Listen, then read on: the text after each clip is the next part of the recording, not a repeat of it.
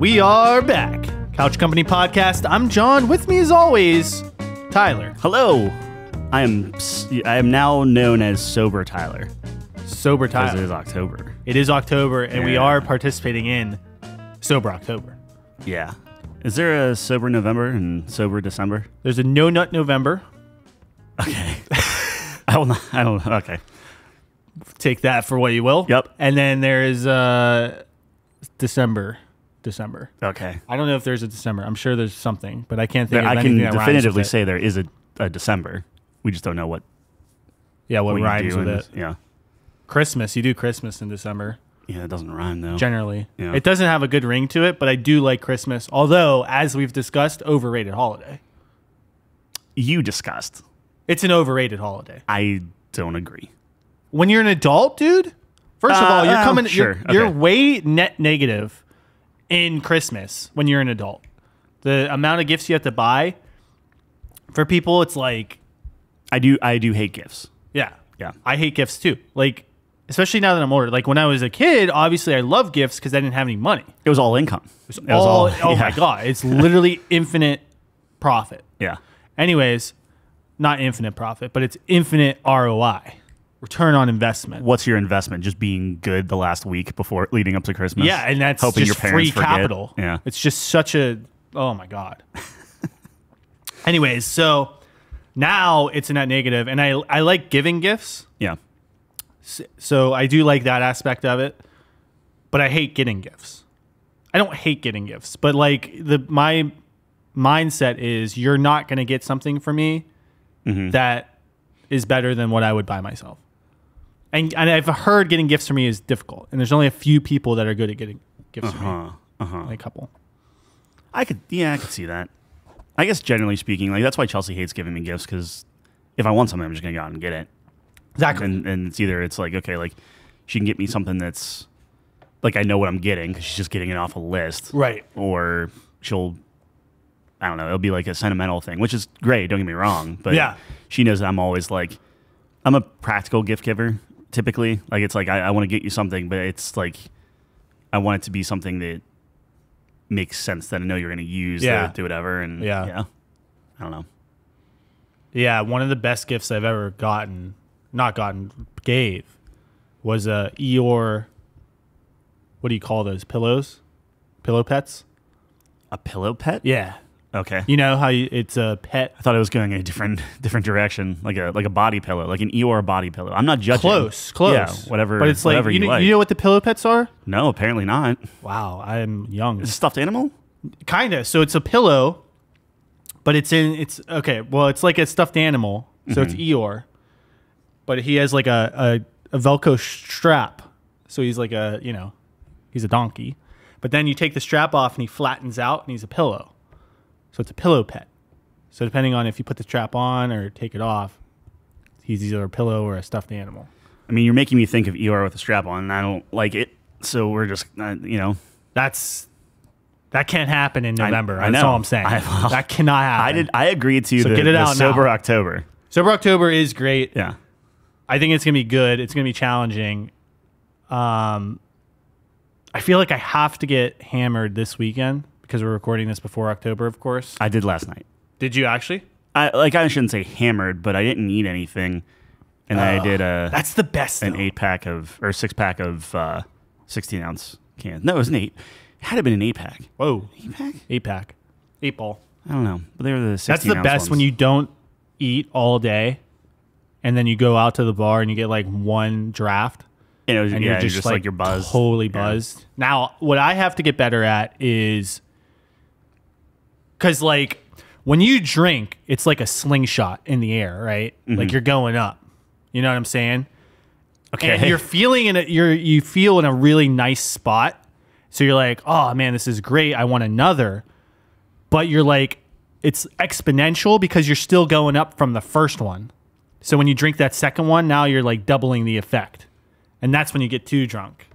Yeah. You see what I'm saying? Does that make sense? I just drink too fast. Me too. That's all. Like I if drink it's way in too there, I'll fast. just keep drinking. Like even if I'm not thirsty or don't want something, like the only thing I can't do with that is like whiskey and stuff. That's why like if we ever do like a whiskey at Nate's or something, That last drink that like Abby made, it took me like an hour to get through it. The kerosene?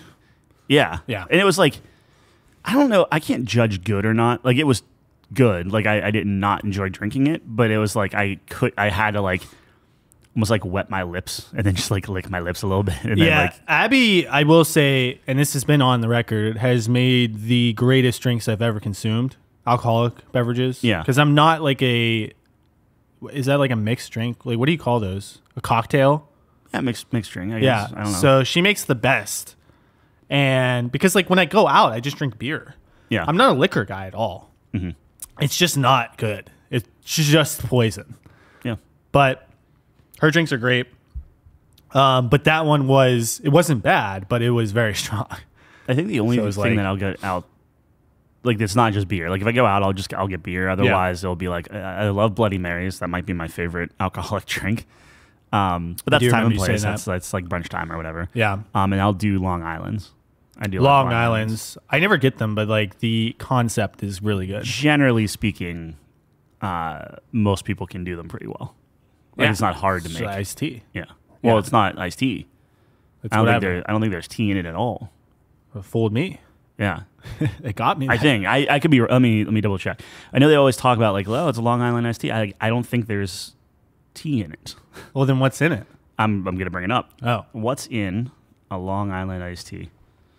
As I'm doing this, did you see the Harry Potter stuff that's tied into Siri on your phone? No. So if you bring up this and it's like Lumos, and it just turns on very the cool. flashlight and stuff. Wow. Knocks, and then it turns off the flashlight. It's kind of nuts. It didn't though. Well, that's because I was talking, and that's why I said it. But not that I even knew. Like, who knew that Knox was to turn off something? Did you know that? I didn't know that. Nox Yeah. Apparently, Lumos is on, Knox is off. in Latin In Harry Potter speak, sounds Latin to me. sounds Latin. That's probably where she got it from. Yeah. Anyway, what's in a Long Island iced tea? Dude, whenever they do spells and stuff, like 90% of the time, they just use like a Latin word or something. Seems like. Because it sounds fancy. All right, you ready for this? I'm ready for it. Okay. The Long Island iced tea, or Long Island... Yep. The Long Island iced tea, or Long Island iced tea. Oh, one said iced, and the other one is just ice. Which, okay. Is an IBA official... It's a great start. It's an official cocktail, typically made with vodka, Yep. tequila, Yep. light rum, Yep. triple sec, Yep. gin, Yep. and a splash of cola. Wow. That's not tea. It's not tea. That's not tea. It's called a tea. Tastes like tea. Why would you call it iced tea? Just because it looks Tastes probably- like it? Looks like it? Does it taste like it? I have no idea. I don't know if I've ever had one, but I love the concept of it. I think deep down I want to say it does. However, I always thought it was made with tea, so maybe it's my brain. it might be tricking your me. brain. Yeah, like if you were blindfolded and you were given stuff, would you be able to tell what a Long Island iced tea tastes like? That's a great experiment that we should try before Sunday.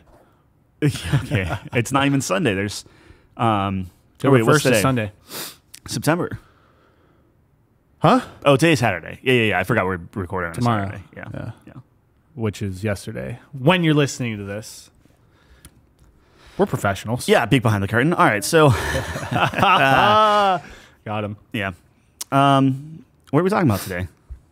So we've been playing some games because we are a video game podcast. Sometimes we do have to remind ourselves. We were sorry, not to interrupt you. We were explaining that to our contractors. Yeah. Because they were like, "Oh, your podcast, like, what do you talk about and stuff?" It's like, as long as it's not politics, we're good. I'm like, yeah, we are not. I don't want to say smart enough, but we can't talk intelligently about politics. No. But Also, to me, it's like not interesting. I'd rather talk about fiction. yeah. Well, so, You know what I mean? and I know if I say this, it'll be like a politics thing, but I did go back and watch the GOP debate. Yeah. That was just on Wednesday. Sure. And it's just people yelling with their mics off.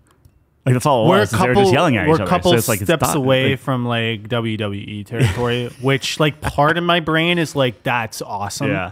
And I kind of want that. And then the other part of my brain is like, this is actually deciding the fate of our country, and that's not good. Yeah.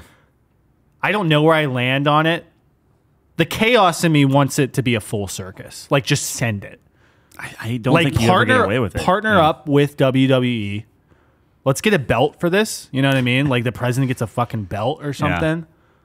RKO each other. I mean, that would be the quickest way for The Rock to become president, right? 100%. And I'm kind of here for that a little bit. Do you think The Rock would get more votes than John Cena?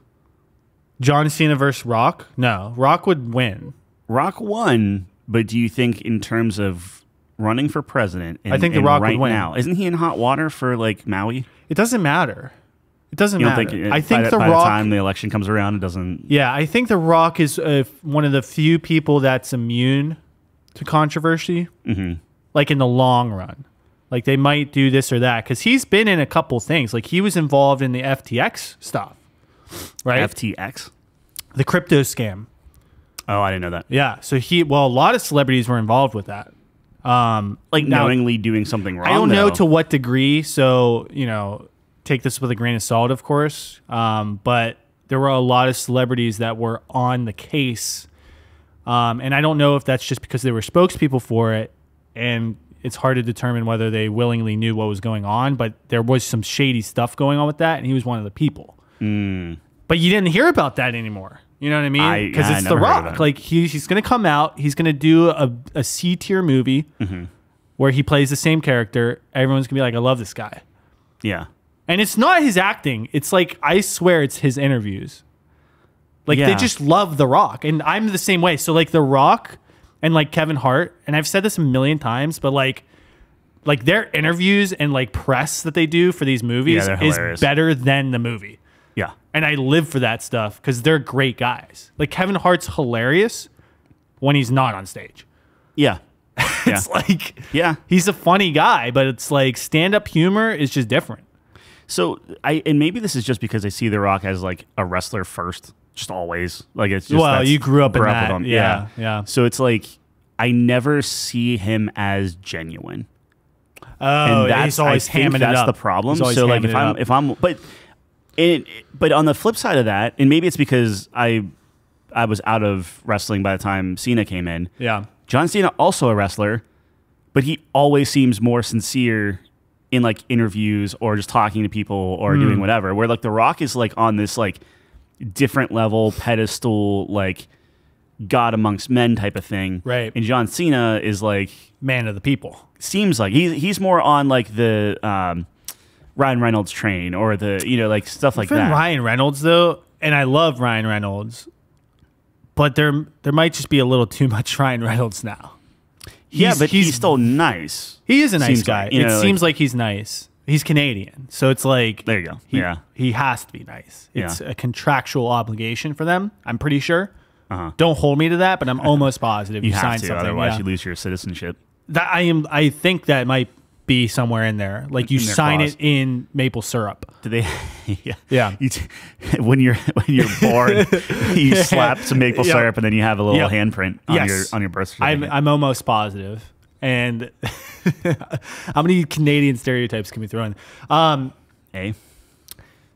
So I get what you're saying. It's like The Rock. There does seem like my brain is like nobody can be this cool. Like he seems like the coolest guy. Yeah. Perfect. And I'm like, there has to be something. There has to be something.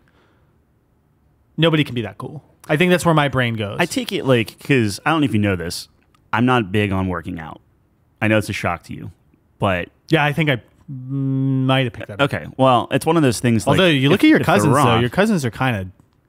My cousins are kind of jacked, right?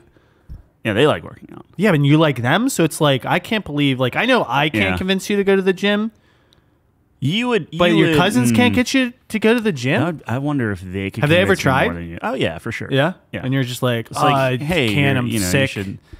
No. I don't know. I'm not a violent guy. So the gym is like a... Their gym's a little different than my gym. Yeah. Because they're like, they do MMA. Yeah, I'm not saying they're violent guys either. They're pussycats, but I don't know. I guess what I I'm would saying say more is, like jaguars, but yeah. Yeah. Jaguars? Yeah. And I want to be like a... I always say that like incorrectly. Panther. Jaguar. Jaguar. Wolves. Yeah. Anyway, what we're talking about? Yeah. Abby got so She was not happy with how you pronounce. That's the day. We lost a listener that day. Yeah. We, as a reminder, we did top 5 mammals. a while ago, maybe 2 years ago, maybe a It was year ago at least. Yeah, it was a while. I say wolf. Wolf. Yeah. Correctly. Exactly. I say woof like the verb. Yeah. Yeah. She got mad. She got really mad at me. I don't And she think- did not like our take on horses either. When you say woof, I said woofs. yeah, woof isn't a verb, is it? A Woof dog is a woofs. sound. Woof's a sound. Oh, is it? Okay, I guess. Yeah. Dog woofing. A dog barks. A dog I don't know barks. if a Sounds woofing like a is woof. a word. usage Yeah, I correctly. guess, but I'm just not. But what I'm saying in it with dogs. But what I'm saying All right. is, if I don't work out, Yeah. and I met The Rock, he'd Yeah. be like, "Hey, you have fat butt. No, Go to the whoa, gym or whoa, whatever." whoa. He'd be like, "You do this right now," and he'll try to motivate, but he'll do it in like. I don't think he does that. That's how I'm not saying. Oh, that's the like, vibe it's- you get. Yeah, that's my vibe. Ah. John Cena, I feel, would be like, "Oh yeah, no, working out's great, man. Let's go get a piece of pizza or something like that." It's like he wouldn't pressure me. Ooh. I have no Ooh. basis. This is subjective opinion. Yeah. There is no fact behind this. Yeah. I'm just saying if I'm watching them, I'm watching The Rock in let's actually- say Fast and Furious. Yeah. And I'm watching John Cena in Peacemaker. I want to go hang out with John Cena. I don't care Right. about The Rock. I don't know. No, I think that's an interesting take, and I think I take the opposite position on that. Wow. Okay. I think John Cena's motivation would be a little more hardcore, but after you're done, he'd be like, "Ah, nice, dude, let's get a pizza." And that's when Yeah. he'd be the cool guy. But I think that dude works out aggressive. I think he's an aggressive workout guy. if you are working out, I agree with you. What I'm saying is I think the motivation's aggressive too, though, because like but Cena if you want has. if you want it, what I'm saying is I don't think Cena would preemptively Yeah. aggressively say, "Let's go work out." Yeah. I think The Rock would be like, "You just woke up, let's go work." Like he would be more forceful. Ooh, I don't know. I think I would flip him. I'd flip him. I think The Rock's a nurturing workout guy. Like, oh, you can do it. Like, let's go. And I think he's only a nurturing workout guy if the cameras are one on you're him. working on. Yeah, But like, I don't know. I will say the cameras are always on for him. So like, if it's fake, but it's all the time, is it fake? That's the question. man. There's your philosophical question for the day. No, It's not fake. no, it's real. Exactly. You do it. You're fake for so long, you become real. Become real. Yeah. You become the villain, or in this case, the hero. Yeah. That's an interesting take. Rock's the villain. Like if you have a story where, because like it's always like the Batman thing where it's like, you live long enough to become the villain or whatever. But what if you're the villain and you live long enough to become the hero? Yeah, like Once Upon a Time. You know that TV show? Oh, with the fairy tales? Yeah. Where like Yeah. every bad guy is just misunderstood and they're all good guys at heart. Oh, is that what they do? More or less. I kind of like that trope though. I do. Yeah. And I actually thought that I'm not saying it was like the best acting or anything, but Yeah. I was very into the You the did like that ideas show. thing. I just thought Yeah. it was clever. Yeah. I'm not saying I loved the show of like, it was like stellar acting. I think the acting was pretty bad, but the ideas they put in there where it's like Rumpelstiltskin's the same as the crocodile from Peter Pan, who's the same as like it was just like in Peter Pan's actually bad and his shadow is evil, and like they do some really cool stuff. Yeah. But video games, I'm sorry. A good concept though is a good concept is like that'll get me. Yeah, yeah. Like Lies of P. Like I think that's a cool. And see, I'm guiding the. Yeah, but it's you're like, getting it's us a- there. It's a cool video game that is like, hey, what if Pinocchio was a moody Souls-like? It looked cool. I like the. People are pissed off at it now. Really? They made it easier. Like that's the thing. And okay, here's my thing. All right, We're back here we on go. video games. Yeah, We're yeah, back yeah. on video Yeah. games. I wasn't Hit going me to with talk it. about this. Hit me with it. Lies of P, they came out with this update, and apparently they're just giving a lot of like extra stuff to you. The bosses are easier. Like whatever. Is And, there a like, difficulty setting? No, not that Okay. I know of. Okay. At least that I didn't see. They might have patched something in, and people are like up in arms about it. And I think it was either like rock paper scissors or IGN or someone was like, hey, we asked around the group and it's just like people are like, this is too easy, this is garbage, blah blah blah. And it's just like, it's funny how like the people that are like, oh, I want to play my way, but then the other people are such a gatekeeping. Like you want to tell me how Elden Ring is the best game in the world, right? And I know I'm grouping all Souls-like together. And you want to fight for Game of the Year, and people don't understand. It's amazing and whatever. But in the same breath, you're also saying, make it harder, make casual, quote unquote, casual gamers. I don't think I'm a casual gamer. I'm really bad at hard games. I don't know. But it's just like, make them suffer. Don't let them play it. Gatekeep this and everything. So like, that's the thing I don't understand. Is like, if you're playing a game and you're like, this is a masterpiece, the best game ever. This is incredible. But then you're also saying that most people should not be able to access it, right? Like, or access it. It's like, that's fundamentally flawed, I think. That's what I get bent out of shape about. So whenever I see a game like Lies of P, where I play the intro, play that first boss, hey, this is super clever. It looks really good. It feels really good. It runs better than most games that have come out in this year. But like, I know I'm going to hit a wall. I know I'm not going to be able to progress further.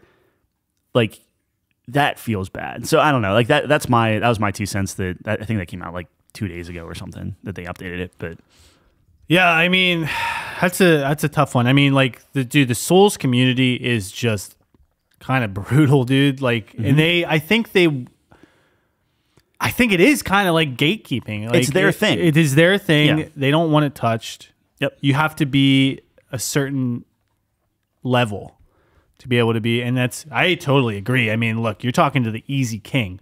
I'm really good at video games when it's on easy. That's just a fact. I destroy people when it's on easy. God mode. Yeah. Yeah, I love it. Yeah. I will say, I think I've said this before, but I will say, I think every game has a perfect difficulty. Mm-hmm. It has a perfect difficulty. And what I mean about that is, I'm like a immersion guy, right? Yeah. Star Wars, for example, Fallen Order. Or what was the last one? The one that just came out. Jedi Survivor. Jedi Survivor. Thank you. Easy is a perfect difficulty for that. Because you're a Jedi, you should be just trouncing these stormtroopers. Yeah. You know what I'm saying? So when it's on hard, and this was like your gripe with the first game and everything, it's like, I should not be losing to Joe the shock trooper. Yeah, like he's not that good. He's not that good. Yeah. He's not that guy. Yeah. So, but you have something like Horizon, Forbidden West, that should be on impossible mode because you're fighting a T-Rex machine with nukes. Yeah. And it's like, yeah, you should be dead. Like Aloy has no armor on. She should be dead. 100%. Like you should have to play perfectly to beat a robot army with like, you know what I mean?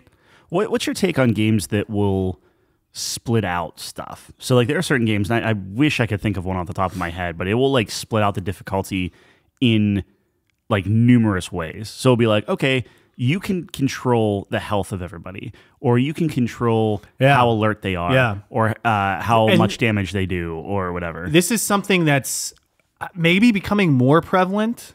Like it's like a Final Fantasy thing, right? Like, oh, here's some items that you can put on that makes the game easier. But there's no difficulty mode. Yeah. But there is a difficulty mode. Is there a difficulty in Final Fantasy? There is, because I just remembered because they came out with Final Fantasy mode after you beat the game. Huge mistake, bad example, but bad example. Yeah. Sea of Stars, which we're going to talk about in a minute here, does the same thing where there's no difficulty, but they give you items to make the game easier. Should you choose to use it. And they're specific, like you do more damage or your combo gets, the meter fills up faster, whatever. And the flip side of that is there's ones that, the enemy does more damage, blah, blah, blah. So how do I feel about that? I think it's interesting. I think I like it because you can tailor it more, right? I mean... Yeah, I just like, don't... What is hard mode? Like, when you have a classic game and you're adjusting the difficulty, you don't always know what goes into that. Like, you bump the level up and it's like, okay, well, is the AI smarter? Do they just do more damage? Are they... Like, Baldur's Gate, for example, is really interesting because I played a little bit of tactical mode, which is the hardest mode. And the brain things at the beginning, the little brain with legs... Yeah. Traditionally, in normal mode, they just hit you.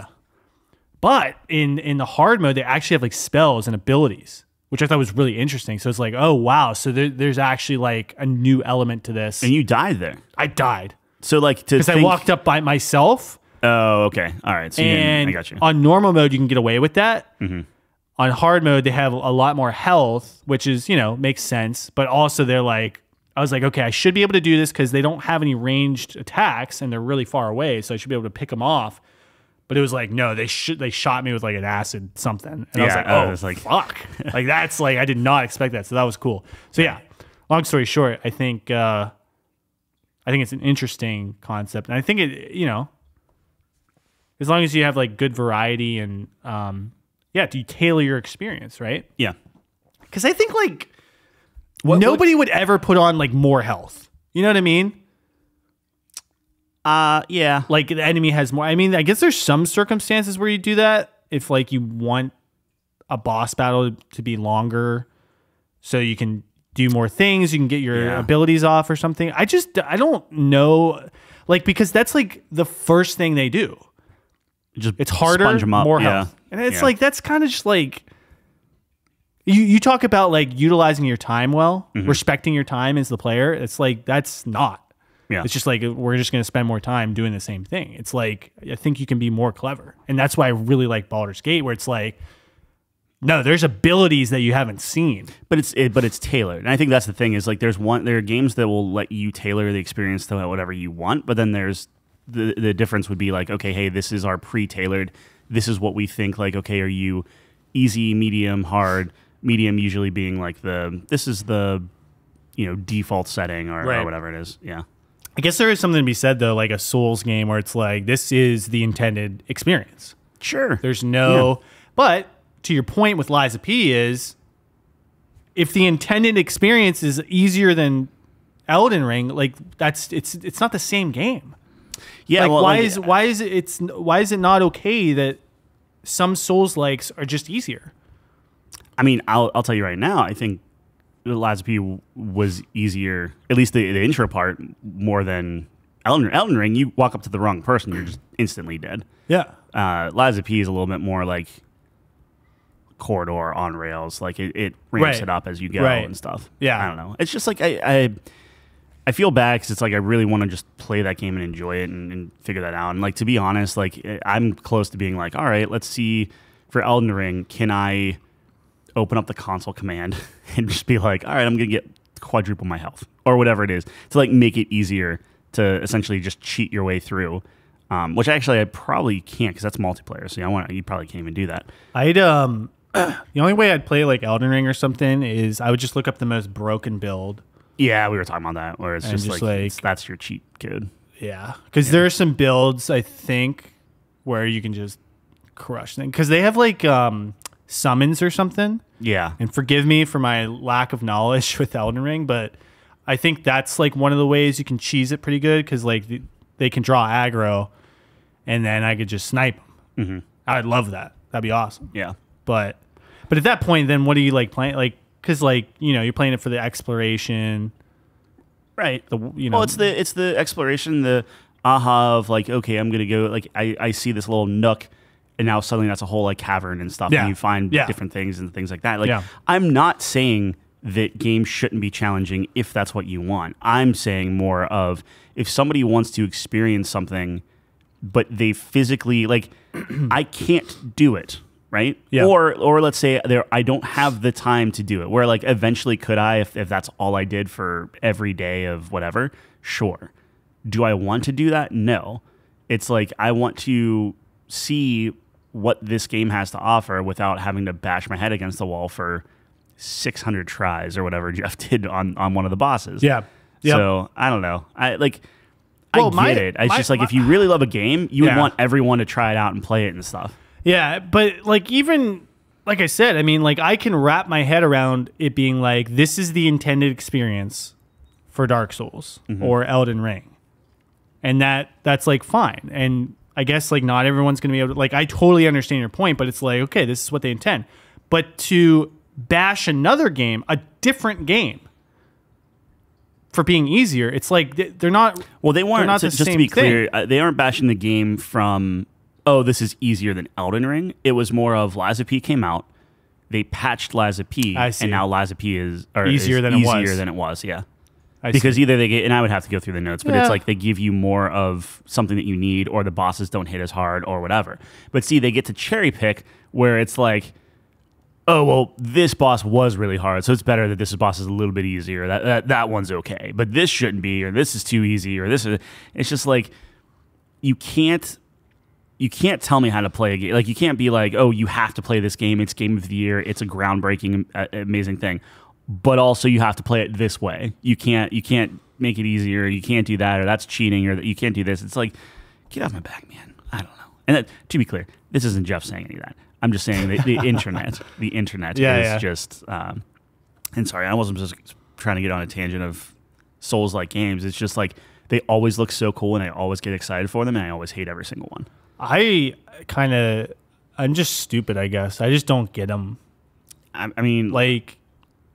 I was kind of buying into the hype of Elden Ring because like everyone was super excited for it, but I'm just like, I don't know. Like, I mean, you know me. It's like that is not the way I want to digest a story. Mm-hmm. It's like I don't want to have to find collectibles, piece things together. Yeah. And I understand like that there's a cool experience to that. Like I always think of like Bloodborne specifically. Mm-hmm. Because you start having these revelations from what I've heard of that game, and it's like, this is not what we thought it was, and it's like really cool. Yeah. But I don't know, dude. It just seems like a lot of work to like, you're like investigating. Yeah, but if you're into it and you're enjoying it and stuff like that, it comes down to like exploration and stuff, right? Yeah. Just explain. Maybe I just don't like exploration. I love the exploration part of it because it was rewarding. There's a difference where, like, not to harp on Starfield, zero. Yeah. Benefit from exploring. Right. Zelda, awesome. Skyrim, and like even Skyrim, like you got some stuff with exploring because you're going around so like that was even cool. So yeah, I don't know. It's one of those things. Like if I was going to make a Souls game, like if I was going to make Tyler's Souls game, right? Keep it hard. Do all the BS. Do the like you walk under a bridge and something that you've never seen just drops on you and kills you, and it's like ah ha ha ha, like whatever. That's fine. But what I would do is whenever you die, you don't have this like 10-minute death animation and your screen goes black. It says you're dead, restart, and then you have to wait on another loading screen. It would be like the moment you died, you would like turn into a spirit and like flash back to your last saves. But it would be like seamless. It would be quick. It wouldn't be like this. That's the thing that kills me every time is like I die and then you get teleported to like the nearest bonfire or whatever. And just the time of death to the time of resurrection is so long and so annoying that then the time to get back to where you were just to try it again, just to keep racking your head against it. Yeah. That was just something that I absolutely hated. It's just, I mean, that just might be a technical thing though, that you have to, maybe, yeah. I mean, Sure. you think that's an intentional. I think it's placement. It's different things. I understand open world's a little bit different. Like Lies of P did a good job. And that's why I kept at Lies of P is I died at the boss. I was resurrected. I run up a couple stairs, start the boss fight again. Yeah. And it's like, cool, let me keep bashing my head against it. I will do that. Right. There are plenty of games that like the moment you die, it's like, boom, you're dead, start again. Boom, you're dead, start again. And it's not this like this feeling of tons of lost progress or tons of like, oh, I fought my way through all of this and finally got to the boss, I died, and now I got to go and fight my way through all of that again. Like, that sounds terrible. Dude, what if there's a Souls game where you start out and it asks you how many lives you want? And then you pick how many lives you want? Yeah. And then like when you die, you just spawn right away. Yeah. And you keep fighting. But when you run out of lives, your like game blows up. I think Kojima wanted to do something like that. Yeah. Yeah. Yeah. That'd be crazy. Where it's like when you died, the game's just done.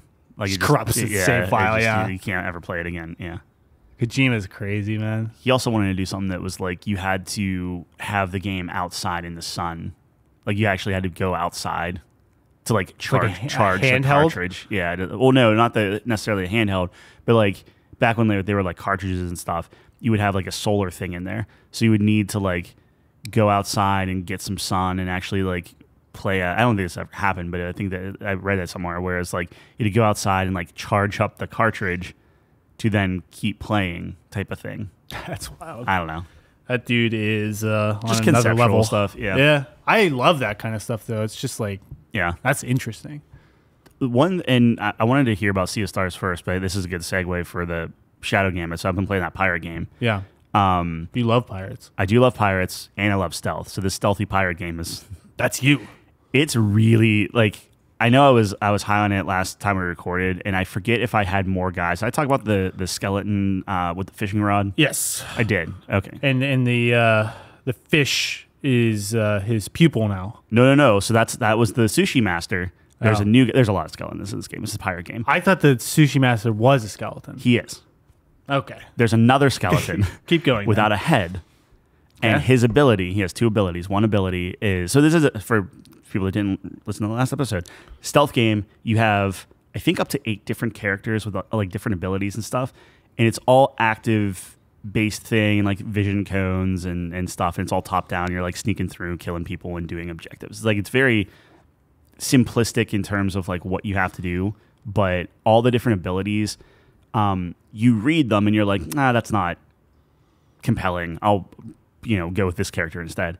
But then whenever you're forced to do these new characters and then you see in action of like what their abilities actually do, you're just like, why did I pick them first? They're amazing. Yeah. And this one skeleton guy now, so I got 2 new guys. This guy who's like, he loves treasure, right? I love treasure too. He doesn't have a head Okay. attached to his body. So it's a skeleton without a head. Yep. He walks around. But he has a skeleton head made of gold. So what he can do is he can take his head, throw it on the ground, and then guards, once their vision cone hits it, they say, oh, and then they walk over to it to pick it up because they want the gold. Yep. And then you can kill them, take your head back, Yep. and hide them in the bushes. Yeah. Or if one of your other party members kills a guard, he has this like magic fishing line that he hooks them, like the dead body, flings it into the air, and he has this giant chest on the back of his back, and you can just hide bodies in his chest, like infinite bodies in his chest. It's a super cool thing. Like, it's such a weird game. Yeah. So there's that guy. There's another guy that basically is smoking this pipe, and if he walks up to a guard, he blows smoke in their face, possesses the guard, and now you can walk around in the open as that guard, Yeah. kill other guards, Yeah. different stuff like that.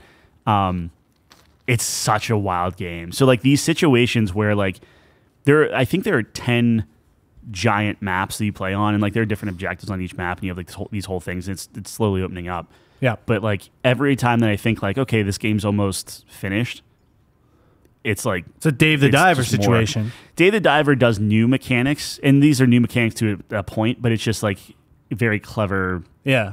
puzzle solving things. Anyway, all that being said, this is one of those games where I actually bump the difficulty up because it's a stealth game. Like, if you do everything right, it's like, it's not twitchy, right? Like, it's just like, okay, if you solve the puzzle, you can put it on the hardest difficulty. It doesn't matter. You'll still win, right? Right. So, though, What does the difficulty do then? it makes their like guards are like faster to react. The cones are wider, or not wider, but like they'll fill up faster. So like you can run in front of a guard's vision, but it's like a meter, like a normal stealth Just like meter. Of every like, stealth game ever. Yeah, exactly. Yeah.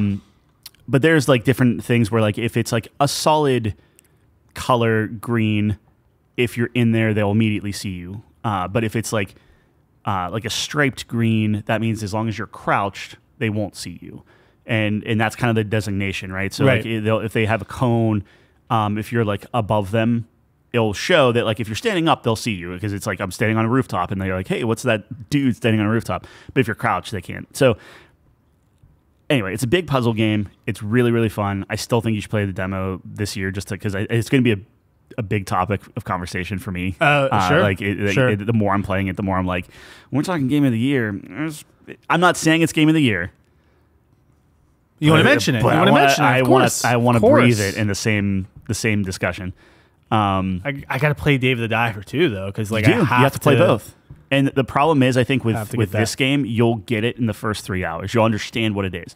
And then if you play it and you're like, I don't like the gameplay or like the mechanics or whatever, it's not going to change throughout the course of the game. Right. Dave the Diver is like, Yeah. oh, it just keeps changing and opening up and doing crazy. different things. Yeah. So Anyway, the reason why I was bringing that up was because that's one of the few games where I won't play on easy or normal. Like I'll bump it up because I'm like, I really like the challenge because it's like a cerebral thing. I don't know.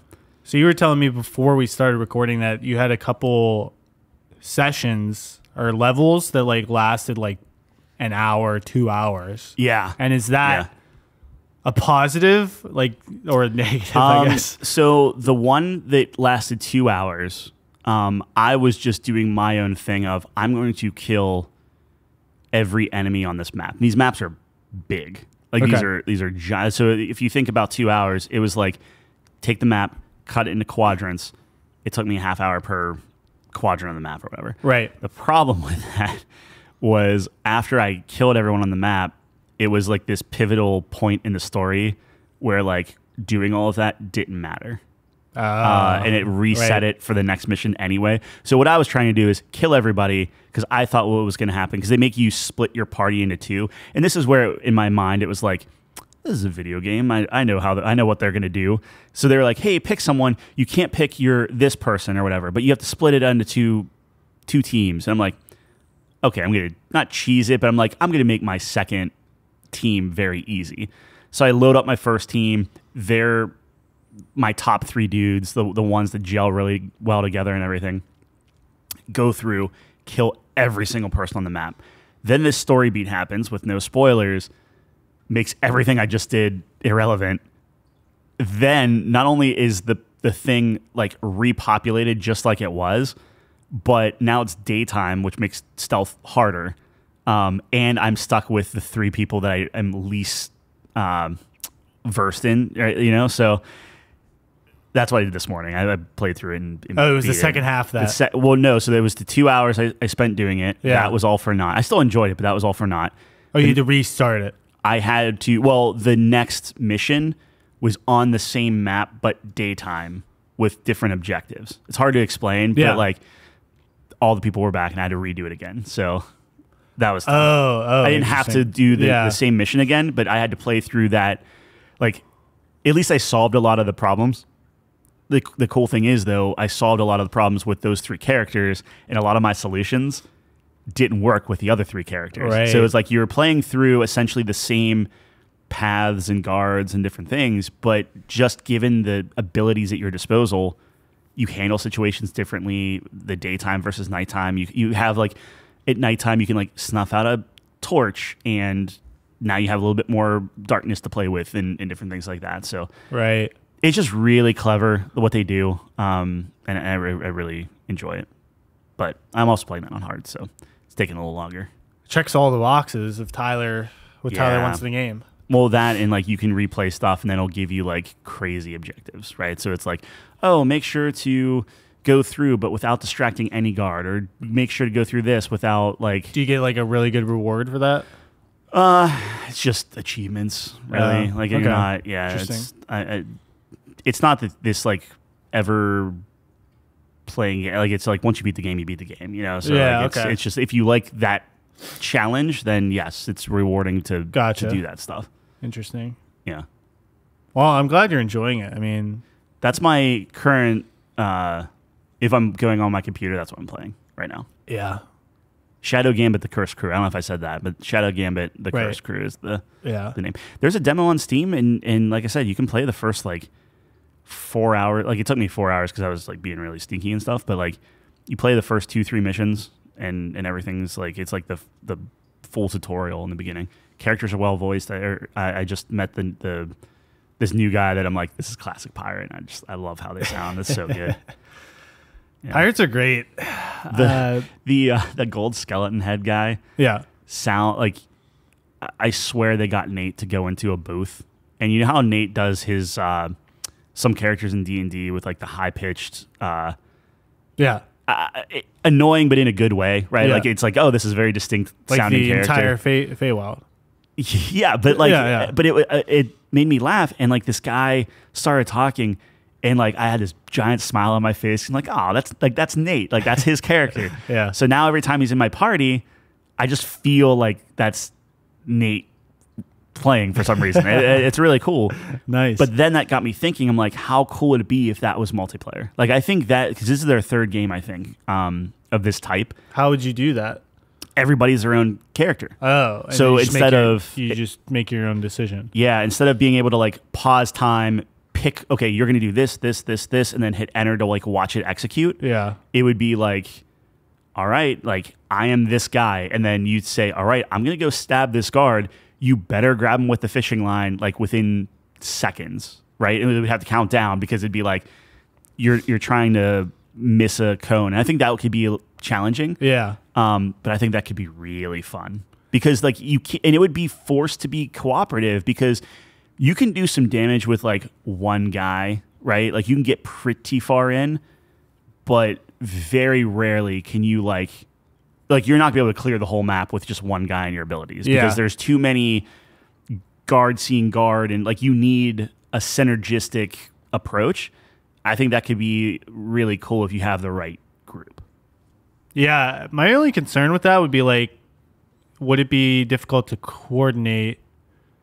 You know, sometimes it's like, you know, you're playing a game and you like if you're just playing yourself, you're able to perfectly you don't have to communicate. There's nothing lost. And it's like you might, and maybe that's the point where it just makes it challenging. But it's not so. You're always within like the way the game is set up is like you're always within like a small area.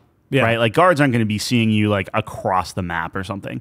So like it's almost like all these different sections of the map are like, okay, solve this little puzzle. Okay, now solve this. Okay, well now these guys are all seeing each other. How do you do that? Oh, well, maybe the solution is go to a different section, clear out these guards, and then come in from behind or something like that. So like I think as long as everyone stayed together, it would make sense.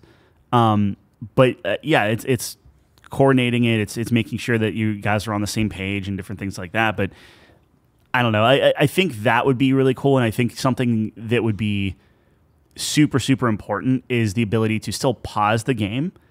But then you could like just everyone like imagine if you pause the game and now everybody can like draw on the map. Yeah. So it'd be like, okay, everyone has their own little color thing, right? So like if I'm red and you're green or whatever, and we pause it and it's like, okay, I circle this guard. I'm like, I'm going to kill him. And then I'll draw an arrow and be like, I'm going to move him to this bush. And then Nate, you come in here. And then John, you do this, whatever. And we're like, okay, is everyone good? And we're like, yeah. And then you hit unpause and it's like, all right, 3, 2, and then you do it. And then I mess it up. But it could be really, but then it could be funny and cool and stuff. Like there is I think they could really have a imagine cool this thing for that. Where you put it on hard mode and you only get a certain number of pauses. Sure. Yeah. That'd be cool. Also, I like the first thing I thought of is like you wouldn't be able to establish this, but a challenge mode where you like it would be a self challenge mode where it's like no talking. Yeah. That'd be crazy. Yeah. That'd be hard.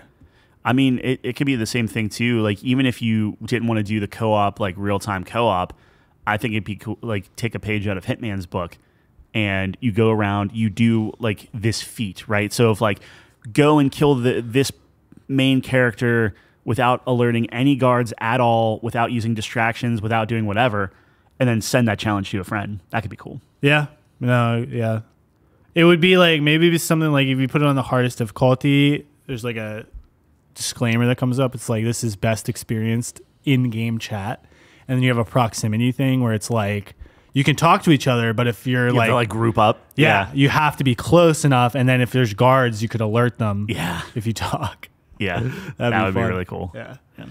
Anyways. Yeah, it's a fun concept. I'll have to try it out. Like I said, there's a lot of things I have to try out. Dave the Diver, that. This is free. I think that's the thing that I keep trying to stress. Isn't Dave the Diver on Game Pass? No. Fuck. No. Dave the Diver is not. But it's not sales expensive, coming up. though. No, I think it was like $20 whenever I bought That's it, not bad. full price or whatever. For the greatest game ever made, that's probably not too bad. Ah, man, Dave the Diver is so good, and I still think it's better than Shadow Gambit, but I'm having more. I'm thinking about Shadow Gambit more. This is the point of the year I love for you because it's like you get those indie games, and it's like this is where you thrive. I love them. They're so I'm happy good. for you, They're man. doing. The indie developers are doing unique things, better things, more things, coming out with things that are just working. Like all these AAA They games. have to. Yeah, they do. They have to. Yeah. And that's the beauty of it. And that's like, I mean, you go back and think about games, how they used to be, which makes us sound old. Yeah. Like Well, old back grandpas. in the day with the- But it's like, I think there's something to be said. You were limited by technology, puts you into a corner, and you have to be creative. You have to be very precise. Yep. It's like, I love to see those types of things. And then like now that we have such amazing technology, you can get distracted by that, I guess, right? And then other things. Yeah, slack. look at Star Citizen. Like That's there's a scope a of Ponzi scheme. Yeah, fair That's enough. different. There's a scope of work issue that any developer, it's like, okay, well, to like get this out, to like start making like we have to do this, and they're putting these let's call them limitations, but like realistic expectations on themselves, because like at some point you just have to do this, and then if it takes off and does well and stuff, like look at like Stardew Valley, which we were just talking about off air, and it's just like they just keep adding and adding and adding and adding and adding, where you have other games where it's like you have to get this out by this date, and a AAA developer is like, well, this is gonna be tough. Like, I don't know if we can do it. It's like, no, get it out by this date, and then it just comes out and it's trash. That's what And it's happened just- with Mass Effect 3. Yeah, That was like the worst. EA just fucked them because they're like, we need to get this out by Q4 or whatever. I don't even remember, but it's like totally, it's just a stock thing. Yep. We need it out for the stockholders meeting. And it's like, you saw how that turned out. yeah. The game was good like 90% of the way through too, which makes me so sad to this day. It's like, and it's a clear time issue. Mm-hmm. They had the skill to do it. Yeah. They had everything to do it. They had it all. And there were some great ideas there. And like I think the war asset thing was a really good idea. I love that. You literally get a tangible number of like your decisions. You have these guys in your corner. This is what it's doing for you. Yep. Just couldn't put the ball in the basket. Basketball reference. God, it's so close. So close. Imagine if Mass Effect 3 was amazing. Yeah. And stuck the landing. Mm-hmm. Might be the best trilogy of all time. Maybe. It's up there. Yeah. I mean, I'm trying to think of a better trilogy. Halo's good. Yeah, it was good. Gears was good, although I guess like if you make a fourth, I guess is Halo not a trilogy anymore either? Because you can't even say the Master Chief trilogy because Master Chief's in 4 and 5. And I mean, the Halo If it trilogy is 1 through 3. Yeah, it's of course. yeah. Same with Gears of War. And Maybe you call it the Bungie trilogy. I don't think you have to stipulate that much. Like you have a trilogy and then you just keep going. I don't think so. It's like the Bourne movies, the Bourne trilogy, and then you just keep milking Well, it. I don't remember anything after that. Yeah. Absolute amnesia. That was so bad, that Bourne. I watched that in theaters. But it's and the I same was thing like, with that Mass was Effect. so You have bad. Andromeda. You know, like it's just like okay, like But it's not. That's a key difference. It's not Mass Effect 4, sure. and it's different characters. Sure. Because you have Halo Reach that comes after 3, so you can have the trilogy, and then Halo Reach is. So what do you think? You need like a buffer, like a Gears of War judgment. No, I just don't think you can have a 4. As soon as you have 4, it's no longer a trilogy because it's an extend. It extends. No, because look plot. at Star Wars. You have the original trilogy, you have the prequel trilogy, and you have the sequel trilogy. Ooh, that's a interesting point, but it's different characters. Obi-Wan's in there. I don't know. Yeah, I guess. No, it's I different guess. characters because in Yeah. Halo it's Master Chief. It's Master Chief's story in 4. It's Master Chief's But story Halo, in 5. you also it's Master have Chief's like story. you have 2 games removed. So like by the time you get to Halo 4, it's kind of his story, but like he shares the spotlight. It's not just Master Chief, right? Or no, it's Halo 4 all Master Chief, but then Halo 5 they split it. Maybe Yeah. that's it. But same thing. And then you It doesn't matter. It's he's the main character still. ish. Well, they put a lot of stock in Locke. And then they Foolhardy. threw that out. Yeah. Yeah. What have they done to Halo? I think that's maybe the moral of the story here. Look, man, we are very big on Xbox and Game Pass and everything else like that. But when you look at Microsoft's big games, Yeah. it is. They can't do it. No. They can't do it. No. Starfield was their hope. I think their best games, like the solid games, are going to be Gears and Forza. Forza is a lock always, Yeah. which is awesome. Gears is good. I don't think there's a bad Gears game. I understand people didn't like Judgment and things like that, but the gameplay though, Judgment was good. but the gameplay was good. Like you can't really mess that up, and I feel like it was okay. Gears 3 was my favorite by far. Yeah. I thought Gears 3 played so well. I loved how it played. Because like I started on Gears 2, and Gears 2 was really tough because it was Nasher or bust, at least online. Yeah, and I hate like everyone loves Gears 2, but like I think that's so bad for a game. Like you can only use one weapon. Like you can't use a Lancer in that game. It does nothing. If you're playing multiplayer in Gears, that's your first problem. Multiplayer in Gears was great. I know. There's so much skill expression, strategy, carry potential. Like you could have a dude on your team that's able to carry.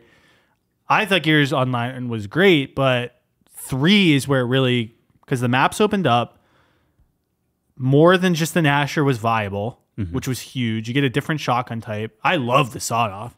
Yeah. And that was like a newbie gun because you just get close and blow them away. But like at that point, like 4 and 5 are technically better. Like it's that, but then like better. I didn't and play you a have lot of all 4 the or 5. maps. Like it's just the ultimate version of those games. What I really loved about 3 as well was like the progression system where like you can unlock the skins and stuff, and there's like really clear objectives to get. And I like the UI stuff, and it's like you could track, and you got like the medals and the customization, and yeah, I just remember doing that and like really, because wasn't it like there's different tiers or something of type of costume and stuff. Yeah, but that's your almost your loot box era of games. I don't know. Yeah, if but it was like you unlock them them by doing achievements. Yeah, but I don't know if 3 had that. But I know that once they got into like 4 and then that bled into those games where it's like, oh, you could just buy stuff. No, but this was like, oh, you need to get 100 kills with this. Yeah, you need to do this to get that. And then like if you're in a lobby, you can show off your thing. It was the same thing with like Call of Duty guy, and like the guns and like, oh, you want this camo here, do this stuff or whatever. Yeah, when Call of Duty was good. Yeah. Well, I mean, November, we'll see Modern Warfare 3. It doesn't feel real that game is coming out this year. It can't be good, right? Like it can't. It is going to be an expansion that they're going to get $70 for. Yeah, that's brutal. That does not seem fair. Is that Game Pass? No. Fuck. No. Yeah. Almost. We're getting there. We're getting there. Anyways, so the game I've been playing is Sea of Stars still, and I was telling Tyler this before, so I'm nearly finished with it, I believe. How many hours you put into this? About 20. Okay. And I think they said like 25 is it, but so it's like a RPG, but it's not like your standard 40-hour JRPG. Yeah, I have like 60 in Octopath or something, maybe more. Yeah. Yeah, it's a little more streamlined. So, okay. So I wanted to talk about my thoughts on the game because I feel like I've played enough of it to have thoughts on it, obviously. But I wanted to wait until I rated the game officially until next week when I can complete it because I just want to give it a fair shake. You know, the ending might be the greatest ending in the history or the worst. Do you want more coffee? I'll keep talking while I fill you up. All right. Thanks, man. So I do have thoughts on it. So first of all, Sea of Stars, and it's interesting too because like this was, I don't know if this has ever happened to you, but I was like playing this game and it's not like I dislike it, but this game is rated, as we talked about, super highly by everyone. Like high enough where it's like theoretically in the conversation for Game of the Year. So I was like, oh, this is going to blow me away. Like it's an 88 on OpenCritic, over 100 critic reviews, which is an insane stat line. Yeah. And it's like on Metacritic, it's really good as well, I think. And it's like, oh, I got to play this. This is going to be like amazing. And I thought it was going to like blow Octopath out of the water. And I'm playing it and I'm like, I talked about it before. The opening is like pretty slow. It's very slow. Like Very I started slow. it, and it's like Slow. It's okay, like this it's is like not- you're doing the tutorial, and then it's like, hey, remember when we were in school? And I was like, oh, this is gonna be cool. I'm gonna get their introductions. You know, we're gonna meet the characters. And then it just kept going. It's like, oh, I'm gonna play through their entire fucking schooling. Like I felt like I was in school. I was like, this is awful. So we go through that, and I'm like, okay, this is slow. But that's like an RPG staple. Like I feel like they're always slow most of the time. yeah. Especially those kind of RPGs. I don't know why that is. So it just felt like they hit the nail on the head, like slow opening. So I was like, okay, I just, it takes a while to get engaged. And I was like, I do like the combat. I think the combat's interesting. And I said it was unique, but apparently it's not really unique. I guess other games do that type of thing. I think the timing stuff is good though. And I talked about it because it keeps you engaged. Like I think turn-based can get stale sometimes because it's like really slow. Yeah. So having that, some of those, I guess, mini games, quote unquote, or so like, does it tell you, like it explains the combat, right? Because that was the main thing that like just playing, and I've played maybe like an hour of it, right? But it was one of those things in the beginning, I didn't understand what all the icons meant, like above the enemies, above yourself, and different things like that. And like I didn't know what I was trying to do. And they didn't do a good job explaining that. And then I also didn't see an enemy health bar. So yeah, there is no enemy health bar. There is an item you can get fairly early on that shows enemy health bars. Okay, so I'm not missing anything. It was just No. like that's just the early bit of the game. All right, gotcha. I will say the weaknesses and stuff, I feel like they told you. I don't know, you might have skipped the part where they tell you that because they gave you the option like, hey, do you want to learn this? And you were probably in school long enough where it's like... No, this is all before school. This is like very, very beginning whenever like you're just looking for a campsite and they're just like... Yeah, they don't explain it at that point. Yeah. Okay. But in school, they explain it. Yeah. And what the symbols mean or whatever. So, yeah, I think the combat's cool. I like the abilities. The combos are really fun. Like, learning a new combo and seeing how that opens up the gameplay. Because, like, there are some enemy weaknesses where it's like, dude, how am I going to get that? Yeah. And then you get, like, a new character and you're like, that's how I'm going to get that. And then, like, you start unlocking those combinations and, like, strategic opportunities kind of open up. So I like that. The combat's nice. I think the combat's good. Not super challenging, but, like, fun and you have to think through things. And I've died a couple times, so it's not super easy. The story, though, and that's kind of where I'm getting. So, like, when you're talking RPG, story characters come first. Okay. In my opinion, right? Like, yeah. I mean, yes. Like you're not wrong. They're top 5. Yeah, sure. Fair enough. Yeah. And like I said, so this is a 90s inspired, like, Chrono Trigger-esque game. Mm-hmm. And I never played those games. So part of me thinks, like, this might be some nostalgia stuff going on here. Mm-hmm. Because, like, I like the game, but I don't love the game. That's pretty much, like, if I had to summarize my thoughts. Yeah. That's what it is. Like, not love. Okay. The characters, the main two, the moon girl and the sun guy, are, like, pretty boring and just standard. And that's maybe on purpose so you can insert yourself, potentially. But, like, they're not anything. Like, the side characters are much better. Mm-hmm. Like, I like Garl a lot, their friend. Yeah. I felt so bad for him. Oh, yeah. Yeah. He's just shunned for, like, 10 years. Yeah. And then I thought he was going to be the bad guy. I was like, oh, he's going to be the villain. That's exactly like, and again, I only played an hour, but the moment he was like, ow, my eye. Then, I was like, oh, this is I'm like, oh, you're going to be a eye patch bad guy. Yeah, like easy. But then he comes out, he's like, I've been waiting for you guys. I cooked you a pie or something. It's like, I love Garl. Garl is great. And I love him also because he has no powers. He's just a dude with a lid. It's just like, and the problem too, though, is like they're just like the teacher or whatever was just crapping all over him. Just like teacher's an asshole. Yeah, like you're not gonna see this guy for years. Yeah, like, get the fuck out of here, you stupid idiot. Yeah, man. So, anyways, like the character's fine, and then I get introduced to this one chick who is awesome, easily my favorite character. So that like put me in it. I was like, oh, okay. Then this, how far? Like, is this like? Are you talking like halfway through, like a 10-hour mark? No, quarter way. Okay, quarter way through. I'd say estimated. So it not too far. Did something within the first quarter of the game to like pull you in to be like, okay, keep going. No, there's interesting moments for sure. Like you meet this pirate crew, and I see what you're doing there. No, you're trying to loop me in. All right. No, you do, and that's where the I don't want. I guess I don't want to spoil it, but it's pretty obvious. So that's where the chick is that eventually joins you. But are you gonna play any more of it, or can I spoil it? You could spoil. It was more for the audience, but you could spoil it.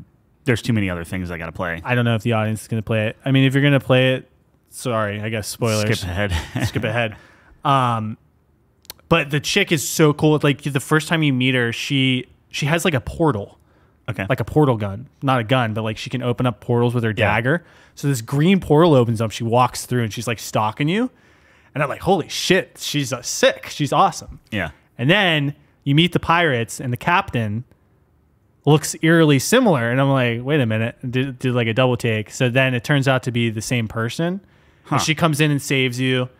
And then you get her in your party, and she's just sick. Like she has this portal thing, and she can walk through and like backstab people, and then the combos are sick. Where like, you can shoot like a sunball through the portals, and they start hitting everyone. Yeah. It's like pretty cool stuff. So she was awesome. So I loved her. And you meet this pirate crew, and they're a very interesting cast of characters. The humor sometimes though is like. I can see why people like it, but like, so for example, there's this one chick in the pirate crew that's like, it's not like breaking the fourth wall, but it's like she just talks in like gaming stereotypes. Okay. And it's supposed to be like funny. Like you walk up and it's like, oh, you guys look like the boss just got revealed and he did this and that, or and you got betrayed or something. Yeah. And it's just right after that or whatever. Yeah. And then everyone's just like, I don't know. That's like supposed to be funny. It didn't land for me, but like, I don't know. They're just like wacky bunch of pirates. Like they have a mage who has 2 eye patches, and his thing is like he can only cast spells when he can't see.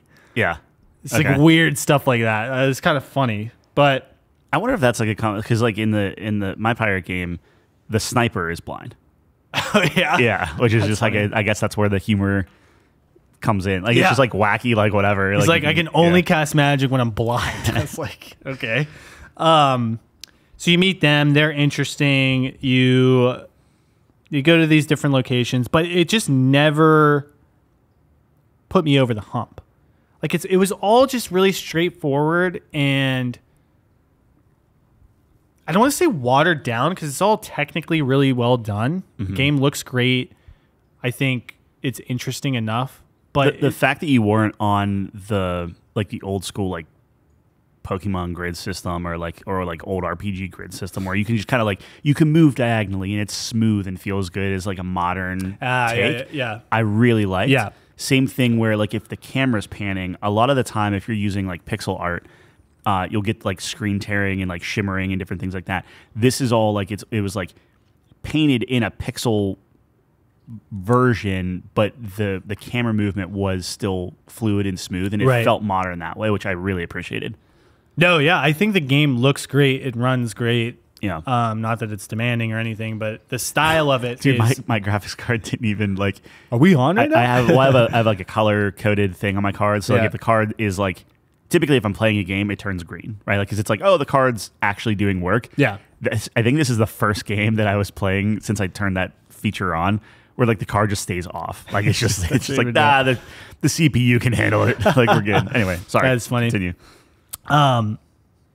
Yeah. So I forget what I was saying. It's not. It looks great. It looks great. Yeah. I like the style of it. I will admit, and I know we do this where we like compare similar type games that we played in the same year. So like I was comparing this to Octopath 2 because it seemed like looks better. Right? Octopath looks like, so much better. Yeah. And I think that's a stylistic thing because I did see a lot of people saying I like how this looks because it's more true to the traditional style of a 16-bit game, of course. But I think Octopath is innovative. Yeah. In that it's like blending the old and new kind of styles, and I just think it's a beautiful look. How do you feel about like the quick? I only caught like one or two of these, but like the quick like animated. I think they look shorts good. and stuff. Yeah, Yeah. Is I it think weird? Like, is it weird to like? Because they're not long. Or at least the one I saw. I don't think they're weird because they're like big moments, and they don't happen a lot. Like there's maybe been 5 so far. Oh, okay. Yeah, it did not happen a lot. I like them because they're well drawn. I think they're good, and I like the character model. I actually like the character models in those drawings way more than the pixel. Yeah. Well. Yeah. Well, sure. yeah, but like it's like, oh, that's what For they look listeners, like. it's like a think almost like an anime. I'd say more So, cartoonish. sure. Yeah. It's more American style. I'm sorry, not an anime, but yeah. No, but it's more of an American style. I think it's you're like right. You're right. it's just a fact. It makes me look at that, and it makes me wonder what like Miranda could do in a situation like that, where like I think like she is extremely talented. Like she can make some. Yeah. Like they look good. Yeah. She can make some better looking like Oh. videos. Like I Interesting. I think that kind of stuff where I always it gets weird because I don't like when styles are different. Yeah. It takes me out of it. So Yep. that's why I was curious on your thought where I it's like see. if you have a style and it's like, oh, this is an animated version of it. Cool. But then you have to translate that into like a pixel art, and maybe the animation was done before the pixel art was done, or maybe vice versa, or maybe it doesn't line up exactly right. Yeah. And it makes me it takes me out. That's a very subjective, nitpicky thing to say. Yeah. But I don't like that kind of stuff as much. That's fair. I think that's you're more in your wheelhouse with that, where maybe I'm like just ignorant to the facts. I don't really see. I mean, like I can obviously tell they're two different styles because I'm not an idiot, but it didn't bother me. I guess I thought they looked good. Well, like it's one thing if it's like like box art, right? Like if it's box art and they're like all detailed out and drawn out or whatever, like that's fine. But in the game where it literally flashes like really detailed cartoon animated drawing and like an animation coming in and they're like looking at you and like, oh, you're meeting them. Yeah. And then it flashes to you like the pixelized versions of it. And then, so like you have the animated hyper detail. Yep. Then you have the in-game little 16-bit pixel thing. Yep. And then you have this like weird middle ground of the character portraits. Which is then like a pixelized version that's somewhere in between those two. Yeah. It's just a lot of styles of artwork that I don't know if it lands for me. Sure. Again, it's a good point. I played an hour. It might be charming and work later on. I don't know. But Wow. that was just one quick thing that I was like, I didn't love that. Well, in that same vein, how do you feel about like a Final Fantasy, like let's say 7, for example, like the original, where you have the chibi art style in the game, and then you go to these CGI, like does that bother you or chibi? Like what do you mean chibi art? Like when you're playing the game, like you know the characters are like Cloud looks like Popeye. It's like and it's like a I see what you're saying. And then when like in a battle, it's more detailed or whatever. Yeah. Well, and then so you have those two, and then you have the CGI cutscenes where he's like super detailed and everything looks nice. So like you have many different styles. So I like does that bother you as well? It for whatever reason, and I know I'm speaking out of both sides of my mouth, it doesn't bother me as much as just Sea of Stars did in that moment, just because it was a lot of like. Do you think it blends together more, or like? I don't think so. I think just that the was a concept time of and that. place, right? So like with Final Fantasy VII, that was look at these amazing CGI cutscenes. It was like that was like the era of it, right? Yeah. And maybe that's the era that they were trying to go with or whatever, and I just didn't play Those Chrono cutscenes Trigger and didn't know. Don't look bad. The Final Fantasy VII? Yeah. Oh, no. Exactly. That's why it's like, that's really cool. And it was like... It's 25 years old. They're not like... They're not, Final Fantasy 16. Yeah. That's the same thing with like Tekken 1, right? It was the same... Don't look bad. Yeah. Like they have a weird like... PS1 is like... It's so low res that it almost actually looks like a video. Yeah. Like old-timey video. Yeah. I don't know. Anyways. It doesn't bother me as much, but Yeah. also it's like... Final Fantasy was like a 3D thing, and this isn't, so maybe that's part of it. Yeah, apples and oranges. So I guess long story short, enjoying the game. I think it's solid on all accounts. I think it does everything well. I just haven't fallen in love with it. Like, I think part of it too is like the world itself doesn't seem interesting. Like, it has some interesting concepts in it. Like, one of the first islands you go to, there's this huge dragon that is asleep. It's like the world dragon or something, and they have to keep him asleep or he's going to like eat the world or something, which is like a, mythological concept, and that's a cool concept. And like this, it's like in this mountain, and there's these holes through the mountain that wind passes through, and it keeps him asleep because of the music it creates. Is that in the flashback? Because they talk about that in the flashback. Yeah, that's the first place you go. Oh, okay, cool. And you have to, there's a dude stuffing the mountain, and you have to stop him and open up the mountain again so you keep the dragon asleep. So, like, that's interesting. But just for some reason, I just didn't fall in love with the world. Like, I don't care about the world that much. And I can't place my finger on why it is. It's just not super interesting. Like, you get this chick who's like a lore master that follows you, and you find items in the world, and you give them to her, and then she can tell you more about the world, and you start unlocking the world. But I just found myself like, maybe because it's just text, I don't know. Like, there's no one telling me, and I just hate reading. Yeah, like, nothing's voice acted or anything like that, right? Yeah, which is old school, and that's like, maybe I'm just like a youngin'. Yeah. That likes people telling me what to do. But I couldn't get super invested in the world itself. But that's such a big part of it, right? Like, especially for an RPG. And not to keep bringing it back to Shadow Gambit, completely different game, not an RPG. Totally get that. Yeah. But like, I stopped and thought this morning too, because I met a new guy and it's like new voice actor and it was amazing. Yeah. But it's like, man, they went hard on the voices. Like, they're so good. And now, granted, this is a smaller thing, but there's a lot of dialogue in that game. Yeah. And I stopped and I thought, I'm like, the voice acting is like needed.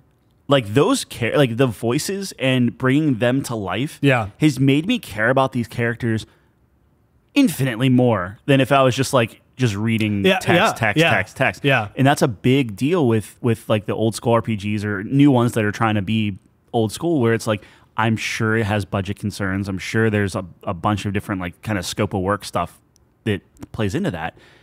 But man, is it hard for me personally to connect with characters if there isn't a voice, if I can't close my eyes, picture them and picture their voice and how they like the mannerisms or whatever. Right. It's very, very, very hard for me to give a crap about it. Yeah, voice that's the performative element of the character, right? It's helps like acting. A ton, I mean, it is acting. So it's like, it's just another dimension to the character.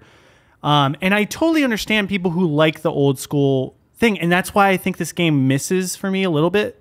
And it's not like I hate the game and I don't think the game's bad. But I do think there is a portion of it where people want that nostalgia, a reminder of their youth, where it's like, hey, remember when we just had text boxes and you had to tell a good story? We didn't have voice, and we didn't have those luxuries, and it makes you like tell a good story and be emotive with these characters, because and it's creative. Like, you have very limited like animations that you can do with this 16-bit style, so you have to convey a character's emotion or their personality through these like weird movements. Yeah, and there's a charm to that, right? Like, there's definitely a charm to that. But I don't think it lands. So like, comparing it to Octopath, to me, and I didn't super love Octopath's world either. Honestly, it was pretty standard-ish. Like, it wasn't super interesting. It was very like classic section. Section, like, oh, here's your western town. Here's the winter one. Yeah. Winter, and here's the Beast Island was interesting because that's a different kind of people. And so I don't think it was that, but in Octopath, I think it was maybe the concept of it where it's like, oh, these 8 people have their own story. And I was just more engaged. Like, Throne's story is up there in one of my favorite maybe stories of all time. Like, there were twists. In Octopath, Like I gasped at certain points, and I thought that was the revelation. And then there's another, like, it was amazing. Yeah. And but that's very dependent. You get a 1 in 8 chance of picking that in the beginning. right? That's true, Like, but it's you're like- going to get there eventually. I guess that's fair. Yeah. Agnias, on the other hand, is terrible. But what I'm saying is, like, Throne was the reason, and not that this is Octopath now, but like, right. that's the reason why I was like, oh, this is really interesting. Yes. And then that got me far enough in where I was fine, like, Yes. learning about it the other page. Yes. If I picked Agni first, then it'd been like, That was the worst John, I don't know what decision. you're talking about. Yeah, the it's worst just decision. like about, so. And that's where Octopath loses points Yeah. because of the cohesiveness. Do you find when it comes to like an RPG, how like coming off of Baldur's Gate, Yeah. and for me, I feel like Baldur's Gate hurt my opinion of Starfield. Yeah. Do you have? And Starfield is a little bit more open, so I think that's bless you. I think it's a little bit more with like Baldur's Gate, but like for an RPG, do you remove Baldur's Gate just out of the equation, and you're like, okay, this is going to be on rails, and like you don't have to think about that as much? Like I feel like the thing that worries me is Baldur's Gate did such a thing of all your choices matter. There's 6 different ways to come at a problem, and it's like, does that start making other games less, just naturally less interesting, less caring, less like it's just like I don't know, like that's what I'm worried about. I don't think so personally because I really enjoyed Octopath this year, and that's But you played Octopath before Baldur's Gate. Like if you played Octopath right after Baldur's Gate, yeah. does that change your opinion? Does it change your perception of that I don't game? think so. I don't think so No? because I like linear games because you can really you're sacrificing maybe that choice, but that's when you can really dive into story. That's when you can really dive. So as long as you're using that extra juice somewhere else, Sure. I think you can definitely do it. So it's like I really enjoyed Final Fantasy 16, and that's linear, right? Mm-hmm. I mean that's as linear as it gets. But I thought the set pieces were amazing in that game, and like the big moments. Like say what you will about Baldur's Gate, they didn't have a Bahamut fight in that game. Like Fair. that's Yeah. like Fair. I mean they have some big moments, but like that's like you're Yeah. in space. Like it's like that's like maybe that's just me. Like just my inner Dragon Ball fan comes out there, Yeah. but like that I'll remember that fight forever. And that will be one of my favorite fights in video game history, like all time. I would just have a smile on my face. Wow. All right. I'm juiced up. It just kept getting crazy. I love that. I love it. Crazier until he's about to blow up the world. It's like, what is happening right now? I'm just like, I couldn't believe it. It was so hype. The music gets me there. So it's like, I think it doesn't bother me.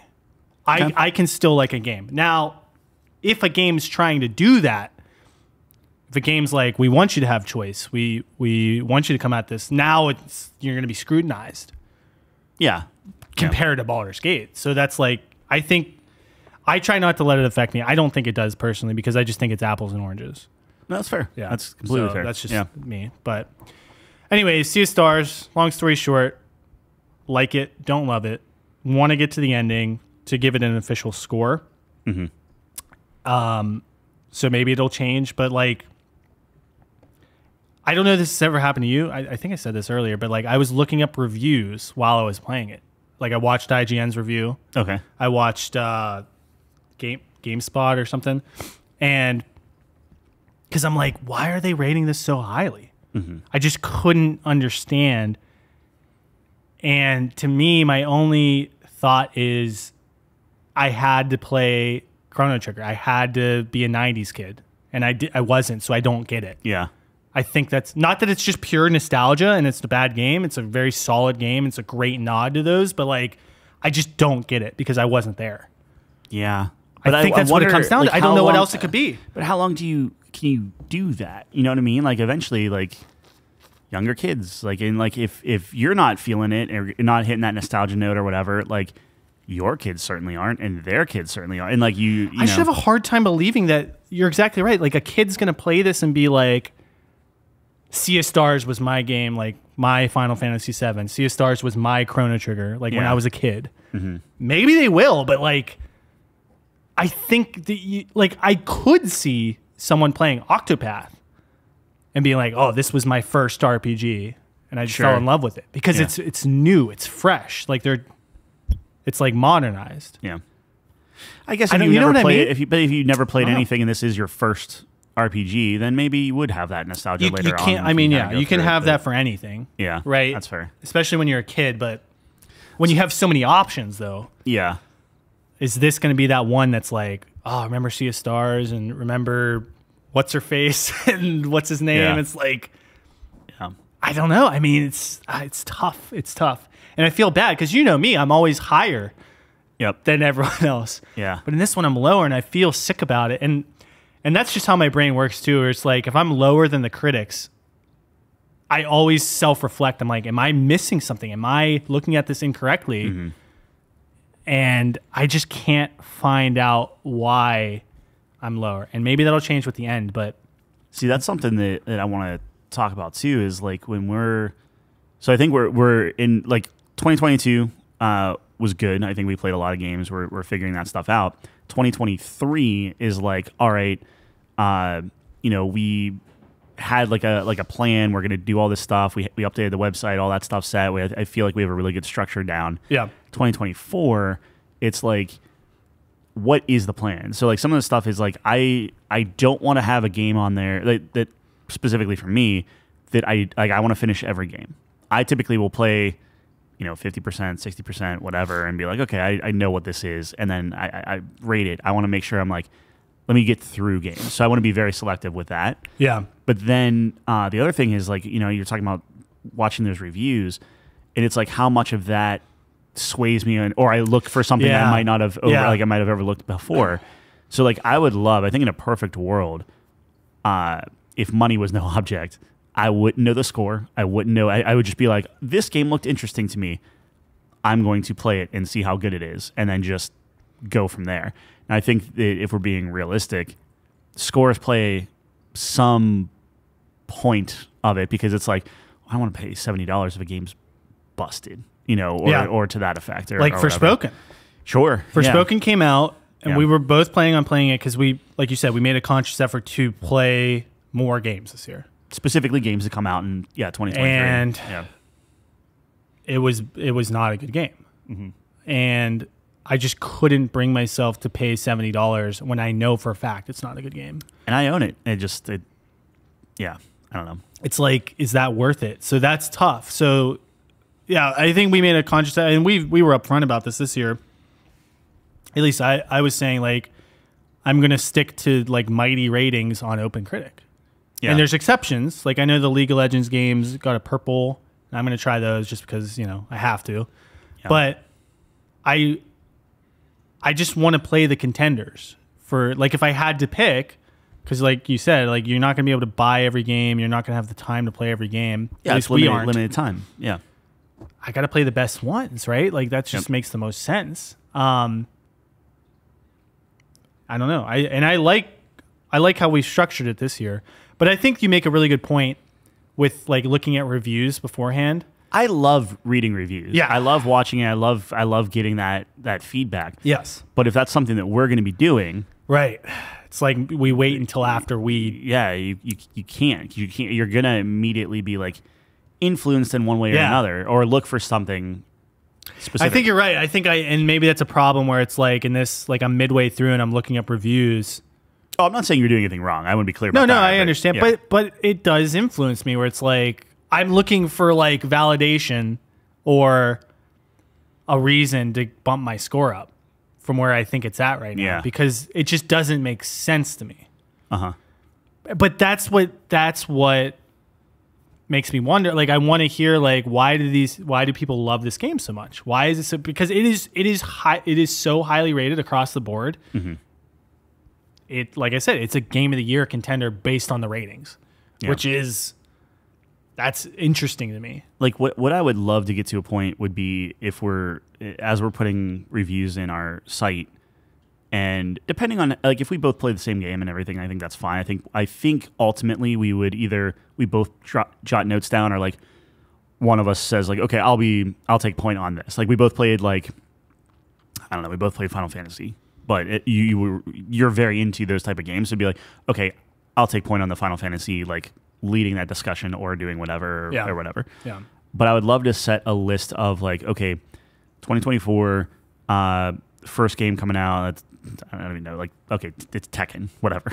It's like, well, that's my wheelhouse. I love Tekken. I'll take, but then it's like, let's determine, okay, we're talking gameplay, graphics. Like, we do like what are the things that make up a game? And you have those headers, and then we just make sure to jot notes down within those things. Like a template. In a template, and then not read reviews until after you beat the game. And then it's just like, you're going to see the score. I think that's fair. That's fine, whatever. So what you're saying is, because is there a difference between seeing what the critic score is overall and reading actual reviews? Yeah, because I think the score, like if you see the score overall, you get a general idea, is this worth our money or not? Because we're not getting free games. But we have to buy everything. We're not, like, it's just, we have day jobs. We do. So like this is like the midpoint, right? Like we do. So you get that, you say, oh, this is a, let's say, purple or red within OpenCritic. Sure. You know, we're grabbing this game. Orange. Sure. Am I colorblind? I literally, this is such a huge tangent, so I apologize for absolutely derailing you. I don't think I tell the difference between red and orange. That's not I've been great. told that a million times. What color is that cord? Which one? Orange. Yeah. Okay. Well, this is this is orange too, though. That's technically red. That looks orange as a but compared to that's orange. That's the same color. They're close. This is not the same color.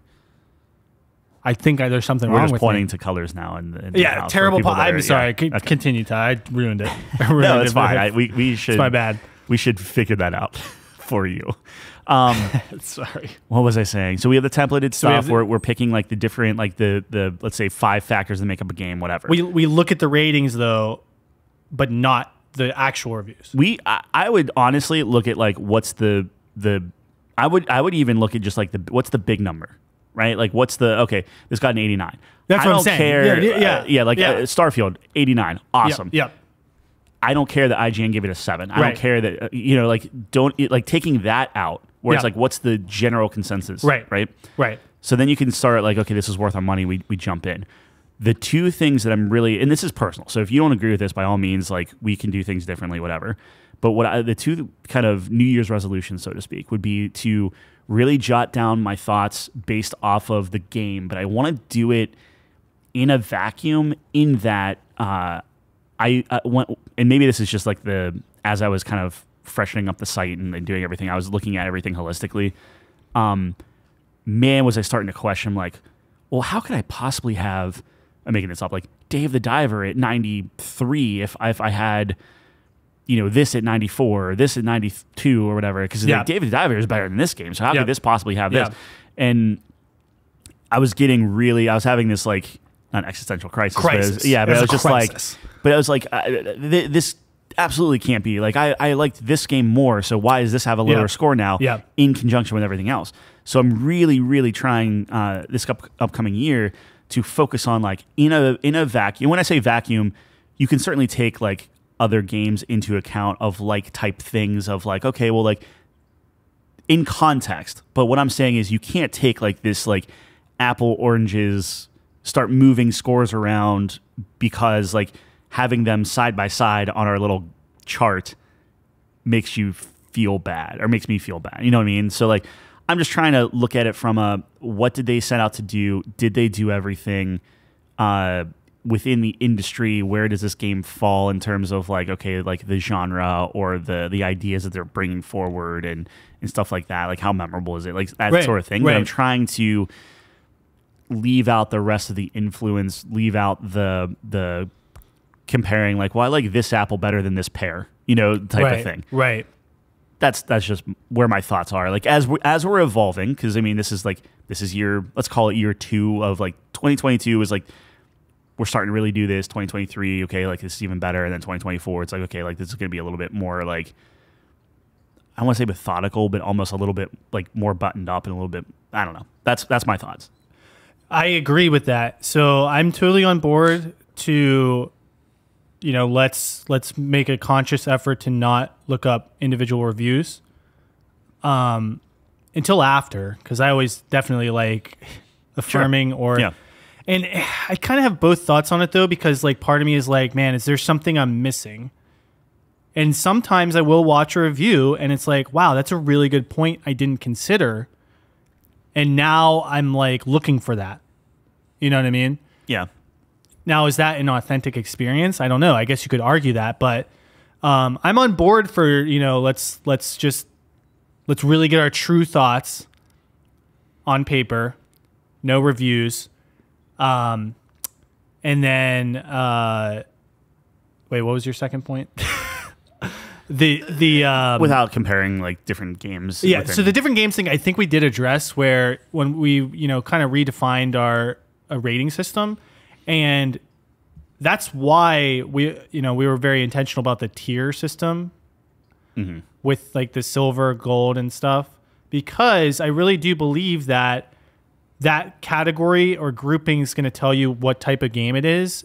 And the number is to really just put an emphasis on here's where we think it lies. But I do believe that, in a tier, more or less, it's usually interchangeable, where you might have one game over the other.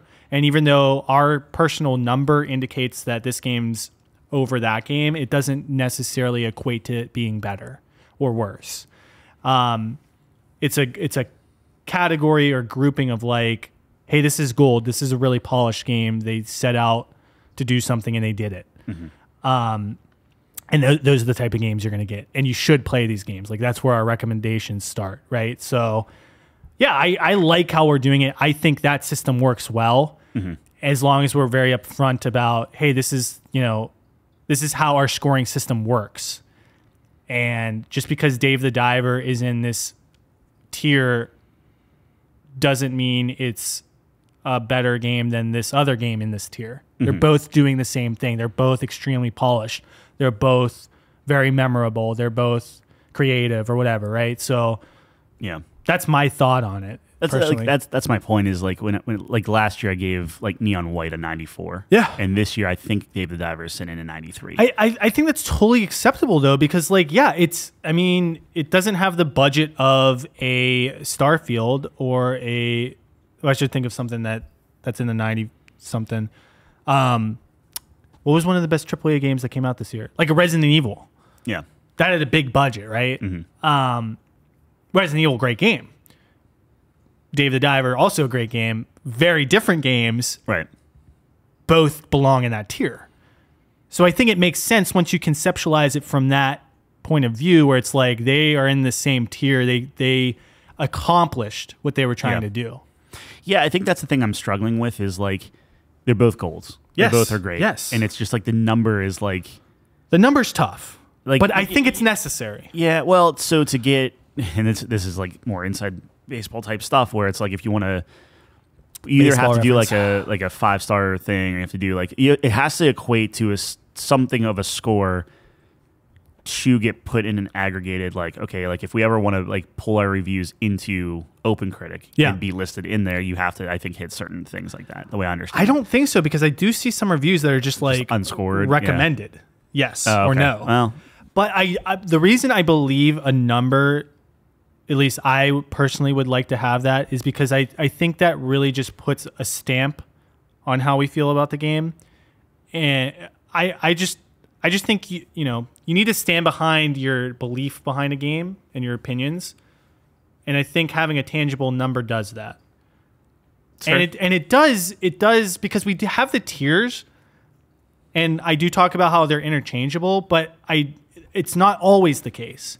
I do believe the difference between an 85 and a 76, which are both silver, that's not interchangeable, right? One is like it did just enough to get out of the bronze tier, where it did maybe was clever about something or had a unique concept, right? Where it pushed it into that silver tier. Where in 85, where I have Octopath 2, just misses that gold. Like maybe if it had a more cohesive story or brought the characters together better or had a better way of introducing people, it would have gotten to that gold territory, because it does everything else so well. It's beautiful, characters are interesting, combat's fun, right? So to me, the numbers are important, right? You have to differentiate. But I will say, like, we have like a Starfield's like an 83, right? And then like a Jedi Survivor is like an 82. Yeah, those are interchangeable. One person who's a big Star Wars fan might like that way more than Starfield, and vice versa. So like those are completely I mean, they're off by one, right? So like completely interchangeable. I think they both are in the same area of like, you know, so they do some solid things. They have some big problems. Silver tier. Yeah. Yeah. Okay. I don't know. I hope that alleviates your concern. I mean, when we were talking about this like a previous week or whatever, and as I was going through the site, that was helping me fix my scores, or at least catalog them a little better, or feel better about what I was saying. Yeah. Right. But it very much is like, okay, like what grade of metal, so to speak. Like, I like first, it. And then, I really like our system. I really like our system. I think we get best of both worlds there. I think we need to write it down. So maybe that's something I look at where like once we start converting this over to like, let's say a traditional website. Yeah. I want to have like something that's like a, here's how we score. Yeah. This is what it is. Yeah. I like that a lot. To really solidify, because we talked about it last week, I think, where we were talking through, but I think we could be more strict about what it means specifically. Yeah, and it just helped guides it. Like, I mean, we were talking about like the rest of the year and like what we're playing and stuff, and you're like, oh, my Groovy's up to date, and I'm like, oh, right, that I haven't touched that in a while, so I did that this morning and like kind of like what'd you say? Groovy, like Groovy my site. Groovy up, yeah. But they do a 5-star system, and I think they did a very good thing where it's like 5 stars you love it, and then 4 is you really like it, and 3 is you like it, and 2 is you mostly didn't like it, and 1 is I really didn't like anything about this. I think 5 stars not enough. Yeah. I always go for a 10-point scale because like there are so many games that are like a 3.5 for me, where it's like I thought it was solid, but it didn't quite get to a 4. Well, yeah. Do you like it or do you really like it? So like from what you were saying, because you're like, I like Sea of Stars, it'd be a 3 but I don't love it. Yeah. So it's like you do have that 3.5 is that 4th star, where you know. So it's like okay. Like, oh, I loved, and there are things too where it's like I loved Dave the Diver, but I also loved Baldur's Gate. We scored Baldur's Gate higher than Dave the Diver or something like that, where it's like, okay, well, you know, how does that work? Same thing with like your like Resident Evil, we scored high, and let's say it's within the same range as Dave the Diver, and same with Dead Space. Yeah, but I really liked Resident Evil, and I really liked Dead Space. Yeah. But Dave the Diver, I loved Dave the Diver, you know. The problem you run into with that, though, is that's a personal ranking. So, like, I would have, like, FF16 as a 5 because I love the game. Right. Even though I can admit objectively there are problems with it, and it's not a 5. Yeah. That's the trouble. Yeah. No, I mean, you're 100% right. I'm just, But no, I think it's fair. And then you get to see, like, I really like that site. And I like being able to categorize, because I have every game I've ever played on there. I went through. Yeah, and that's wild. I haven't played as many games as you, because, like, it's like a couple hundred.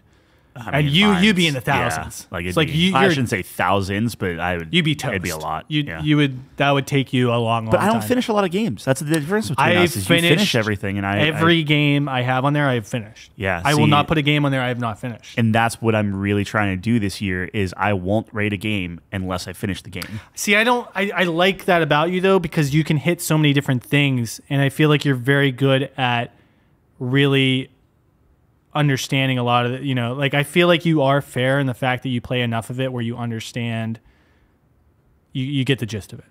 Like I don't think you're gonna like rate a game that you put it an hour into. I shouldn't. Well, that's what I'm saying is I shouldn't. So like I played like Gunbrella, right? And I was like, okay, it's like I rated it, and I'm just like, I think I want to pull that down. Interesting. Because I'm like, I don't think I didn't play enough of it.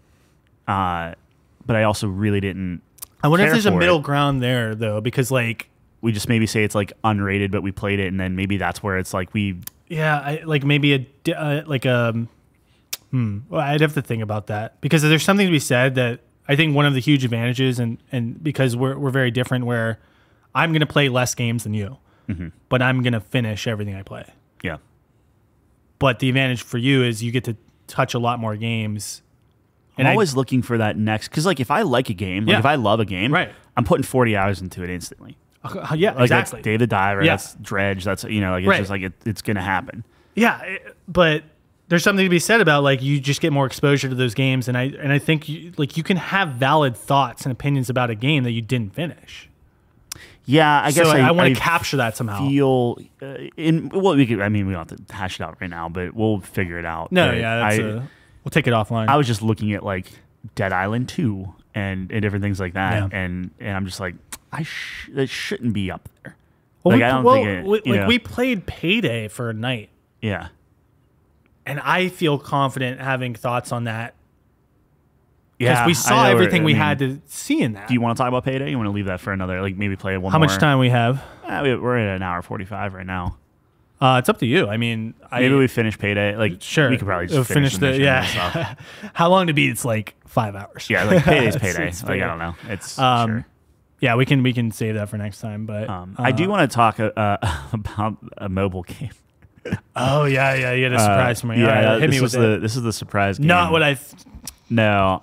Yeah. Do you remember when I was playing Survivor IO? I think it was last year. Yes. And I was talking about how it's like Vampire Survivors is amazing. I thought it was really, really great. Yes. It's made by Habby. Well, they came out with another game called Souls. So the same people. Same people. Okay. Yeah, it's called Souls, and it's like an auto battler, basically. Okay. It doesn't seem as strategic in terms of like placements and different things like that, but it's just like, let's call it like 100 champs, right? And it's just like, here's all these guys, and you have your different rarities and all these. So it's like things. a raid Shadow Legends. Sure. Yeah. Right, like different characters, and you just let them grind. Yeah. Yep. And numbers go up, you get more and more powerful, but it's like this very like, if you get 6 of this sword, then you get the next level of the sword. And then once you get 6 of another sword, you get the next level. Yeah. And then you have to do that 6 times to get the next level. And it's just like, you constantly are just merging things to get more powerful. The cool thing with this one is there has not been a single ad in this game. Like, it's wild. Where it's like... Did you pay for it? No. Like, they have a million shops and a million different things, and a million currencies and a million whatever. Yeah. But, like, even the Survivor IO, if you wanted that free chest, watch a 30-second ad. Oh, you really want this thing? Watch a 30-second ad. Right. And I don't know if they're just making so much money because there is, like, you could go to the ranked component, or, like, you know, like, you can go on, like, a head-to-head, like, fight your guys. So then people are obviously paying money because it is very much pay to win. Like, you can just keep paying and get stronger and stronger. Yeah. But not a single ad. And it's enough for me to just be like, Chelsea wants to go to bed early, I'm laying in bed with her or whatever, and I'm just playing on that thing.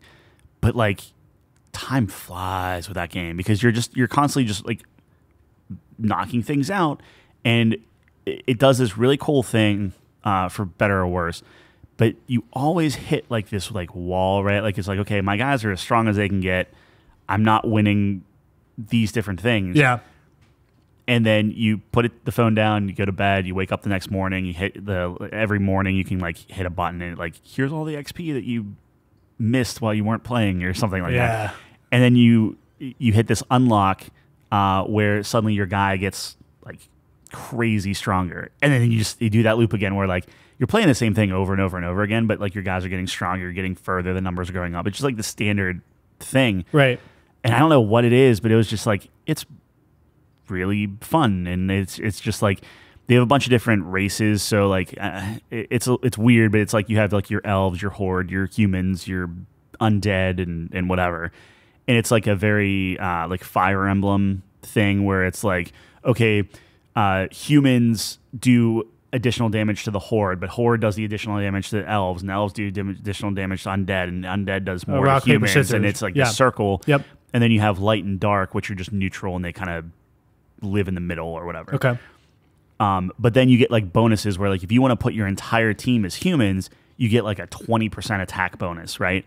But then that also means that if you go up against a team that like crushes humans, you're going to get screwed. So it's like this balance of like, do you want like a hybrid team? Do you want a quote unquote, it's weird saying pure race team, but you know what I mean? Like it's like, do you want like a pure horde team and stuff? Yeah.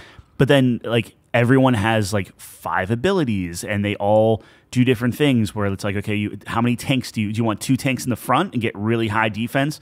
But the moment you get crushed through that, you're going to get like obliterated, or do you want to try to have like kind of like this more balanced stuff? So it's just like as you're finding these synergies, you're watching your attack power go up and down and figuring out like, okay, if I do this configuration, I have an attack power of like 200. But if I do this configuration, which I just did randomly of like the just available heroes that I've earned, it's like now I'm at 229. So it's like, it's really fun. There are some things which are annoying where like you can always reset everything, which is cool. So like if you pump a lot of like points and abilities and everything into this hero and he just isn't the thing, you can just be like, reset. You get everything back, you don't lose anything, and then I'm like, I'm going to put it into her instead, and now she's just this badass like archer that kills everything. Right.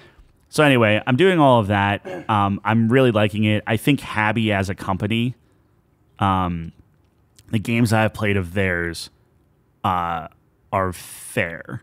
Like, yes, there is the buy a loot box and do whatever. Right. But I haven't put a single penny into it. And I'm actually wanting to, not because I feel like I need to, but because it's like, I want to support that type of online where it's like, it's gorgeous. The music's actually really, really great. Like they're doing some cool things. They have all the events. You're getting constant emails from them being like, emails in game where it's like, oh, hey, we tried this one thing. Turns out no one really liked it, or it turns out it broke this other thing.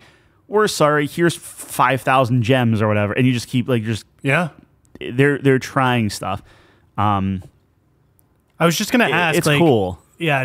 Does that make you want to support it? I mean, you answered the question. That's what I mean. Like I'd be like, I wouldn't mind giving them $20 to keep it going. Yes, and that's, dude. As the consumers for video games, that's what we have to do. We have to show positive responses. When they do things like this. And it's, don't get me wrong, like it is very mobile game. There's like 6 different shops. I still am not confident on, if you were like, okay, find the Beast Soul shop. I'm not 100% confident. Like I'll get there eventually fumbling through the different menus and stuff, but like I'm not confident I know exactly where to do. But they do a good job where they have like a little orange dot or red dot, depending on who you are. Yeah. That you can follow that orange dot and it will like get you to the right menu of like, oh, there's something new here and stuff. Right. So there's that. But it does a lot of smart things. It does a lot, like it's, let's call it respectful of my time, I guess, because mobile games have to be, right? Yep. So I don't know. I just wanted to do a quick shout out because like, is it the best game ever? Like, no. Is it a good time killer if you're just on your phone, not playing a video game or whatever? Yeah, I think it's pretty good. We have a best mobile game for our game of the year now. It's perfect. Yeah, because I don't play mobile games ever, so that's Neither do I. There's a handful of games I'm like, these are really, really good. Yeah. I don't know if this is like as good as Survivor IO. It's less involved. It's a lot more menus and less like actual gameplay. Yeah. But the numbers go up and it feels real good. That's Tyler Staple. Yeah. Cool. Anyway, it's neat. All right. That's all I got. That's all you got? No, that was I didn't think it was going to be a mobile game. That was a surprise. I just like to give credit where it's due. No, I think that's totally cool. Now, are you gonna rank that game though? You're gonna give it a score? That's tough because that's definitely apples and oranges, right? To rank that game, I would give it like a 76. Interesting.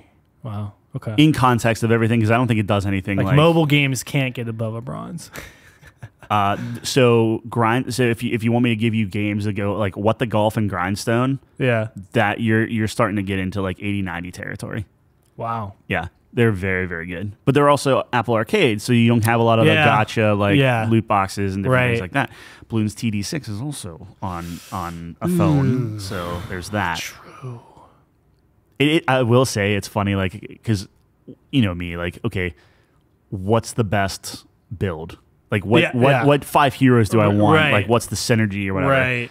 Do you know how hard it is to go online and say, what's the best Souls build? And not get freaking like Dark Souls. You have to say Happy Souls. Yeah. Which is just dumb. That's I don't know why you like. Why would you name your game Souls? Like that's the one. That's a criticism. Yeah. I don't tough. know. Yeah.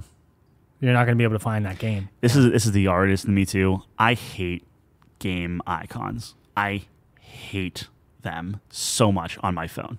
Every other icon on my phone is this like really minimalistic, artfully done, whatever. Yeah. And then you have this like Clash of Clans looking like chibi dude like breaking out of the thing. I'm just like, man, I hate like I don't like enjoy that is a Tyler. Yeah. Tylerism. Also, because Chelsea's been going to bed earlier, just because she's up for school and whatever. Yeah. So we've been getting to bed at like 10 o'clock at night or whatever. And now I'm getting into crossword puzzles. Oh. I have with my new iPhone, I got a 3-month subscription to Apple News or whatever. Yeah. And apparently you get crossword puzzles. So now I'm excited for tomorrow because it's back to an easy crossword. So it's like, hey, knock this out in like 10, 15 minutes, whatever. But they start getting like really hard. Like as the week progresses, as you're like getting like off the weekend, it's like, this is a moderate one. And then eventually it's like, this is a challenging one. Like, good luck or whatever. Wrecked. Yeah. The Dark Souls of crosswords. It's neat. Crossword puzzles, I might be getting old. Yeah, I get it. But I love that for you. Yeah. That's awesome. Do I want to play crosswords or do I want to play CS2? Like, I don't know. Which we are doing. Are you playing CS? You gonna try I've not been invited. I'm inviting you. I don't think you have the power to do that. That's fair. Do you want to just play with me? I might check it out. Here's what we do. We play. Yeah. We get good. No. And then not good at we shooters. challenge. I'm not good at shooters. We challenge John and Nate and all right, let's do Jeff. It. Yeah. Let's do it. All right. That's all we got. And I got to go to the bathroom so bad, so I'm going to wrap this one up. Yeah, that's fine. Go. But if you did make it this far, we truly appreciate you. And check us out. Couchcompany.games. As Tyler mentioned, we've revamped some stuff, particularly our games ratings list on there. So check that out. We're going to continue to add to that. And we're going to continue to evolve the website. So just stay tuned for those changes. Also, we're on Twitter X. Couchco Games. Check us out on there. That's about it. Yep. We're going to be here. Same time, same place next week. Thanks for joining us on the couch.